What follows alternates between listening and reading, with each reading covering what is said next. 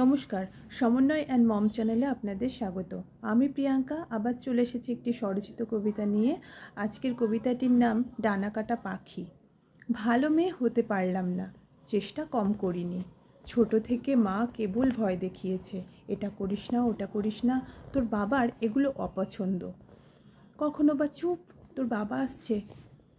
একটা সময় বড় হয়ে উঠলাম, তবু সেই ভয়ের দূরত্ব বন্ধুত্বের রূপ নিল না। মাথায় হাত বুলিয়ে জানতেও চাইনি কখনো কি চাই আমি, আমার কি ভালো লাগে। নিজেদের যা ভালো লেগেছে চাপিয়ে দিয়েছে আমার উপর। 10 বছর ভালোবাসি একজনকে, এ কথা বোঝার সময় বা মানসিকতা কোনোটাই ছিল না তাদের।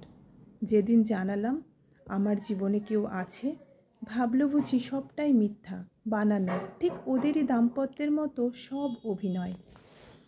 বলল আমায় ছেলেটা সরকারি চাকরি করে না, বয়সও প্রায় তোরই কাছাকাছি, প্রয়োজনের চেয়ে একটু বেশি লম্বা, সব থেকে বড় ব্যাপার জাতিতে ব্রাহ্মণ। তুই পড়িস MA, ও কটা পাশ করেছে তুই জানিস? ভাবলি কি করে এই সম্পর্ক আমরা মেনে নেব? ক্ষোভে ঘৃণায় আমার বাক রোধ হলো, রক্তবর্ণ চোখ থেকে ঝরতে থাকলো ফোঁটা ফোঁটা আগুন। এমন তো অবস্থা ছিল না ওর যে সচ্ছলভাবে কাটতো না বাকি জীবন।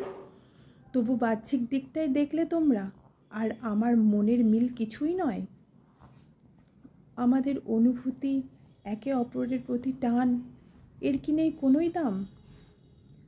আমি ভুল ছিলাম, আমারই বোঝা উচিত ছিল যাদের কাছে হৃদয় অর্থ নামক পোকায় খাওয়া শত ছিদ্র, পচে গেছে যাদের মানবিক মূল্যবোধ, তাদের কাছে আশা করেছিলাম ভালোবাসার স্বীকৃতি।